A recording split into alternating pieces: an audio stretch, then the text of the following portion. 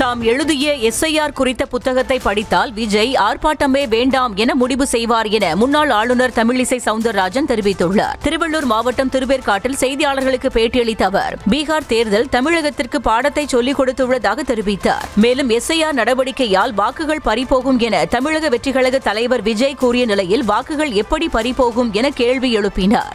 நான் ஒரு புத்தகம் எழுதினேன், 30 நாட்களுக்குள் முடியாதுன்னு அதே தம்பி தான் சொல்லியிருந்தார். நான் ஒரு புத்தகம் எஸ்ஐஆர் பற்றி ஒரு புத்தகம் எழுதியிருக்கேன். அதில் எவ்வளோ வெற்றிகரமாக அதை செய்ய முடியும், அதனால தான் அந்த புத்தகத்தை நான் போஸ்ட்டில் அனுப்ப சொன்னேன். ஏன்னா இன்னைக்கு வேணான்னு சொல்லிட்டு இருந்தவர் விஜய் சொல்கிறார் வாக்குகள் பறிபோகுமா. நான் கேட்குறேன், எப்படி வாக்குகள் பறிபோகும்? நம்ம லட்சக்கணக்கான வாக்குகள்லாம் பறிப்போவதற்கு வாய்ப்பு. அடுத்தது வாக்காளர் பட்டியலை வெளியிட போகிறாங்க, எல்லாரும் பார்க்க தான் போகிறோம். அதில் மட்டும் என்ன, தாவேகா ஓட்டுகளை பார்த்து அவங்களுக்கு கொடுக்க மாட்டேன்றாங்க அப்படின்னு. எப்படி தம்பி அதெல்லாம்? அதனால திமுக தான் அப்படி பேசுது. உங்களை மாதிரி புது கட்சிக்கு இந்த எஸ்ஐஆர் உதவி செய்யும். அதனால நீங்கள் இன்னைக்கு ஒரு நல்ல விஷயம் பண்ணியிருக்கீங்க.